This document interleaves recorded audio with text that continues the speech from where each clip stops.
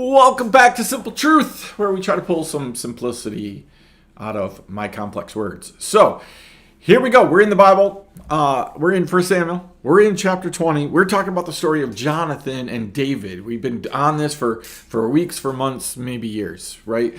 We're talking about like this friendship that Jonathan and David have. We're getting to the point where Jonathan and David are going to see each other for the last time, right?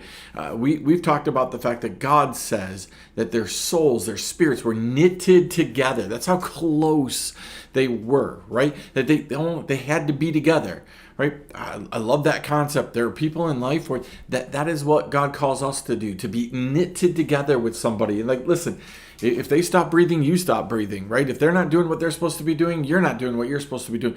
There are people in life that we're that close with. Jesus sets it up that way. So listen, my entire kingdom is based on you guys being knitted together with me. You guys being with me, doing what I'm doing. That's how it's set up.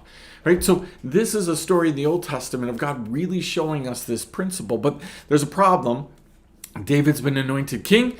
Saul is the king. Jonathan's dad is the king, right? And he wants David dead. We've been going through this whole thing, right? And so David's trying to explain this to Jonathan in chapter 20.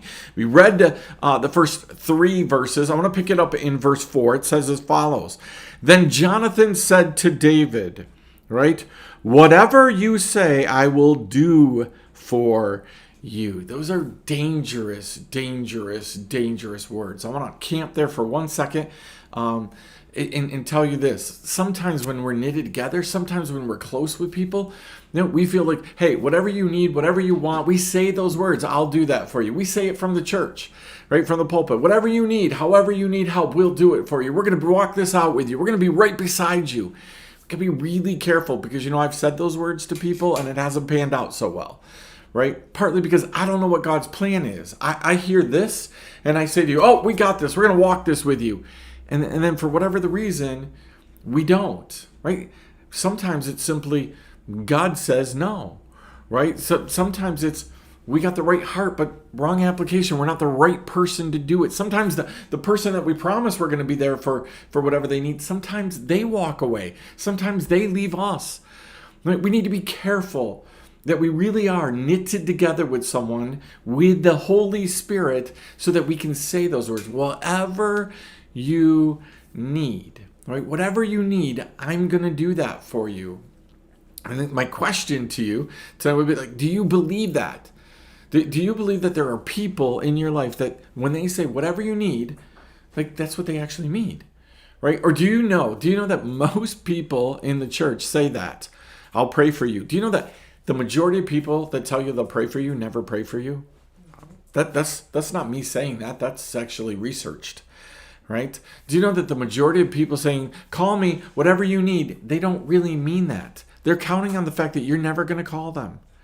Right? I go through this every single summer. I get a whole bunch of people through the course of the winter and the spring are like, oh, Andy, when you need help for haying, call me. Right?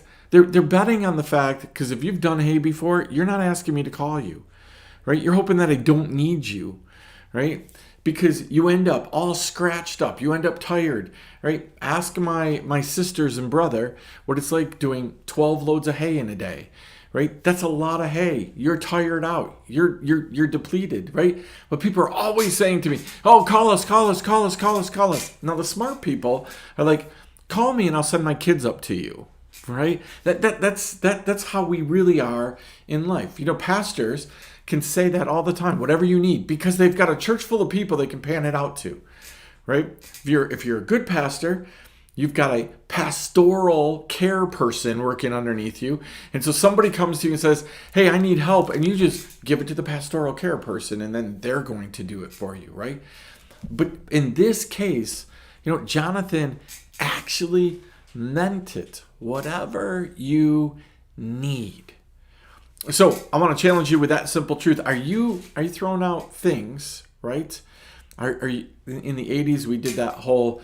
Are you writing checks that your body can't pay for, right? Like your mouth is writing checks.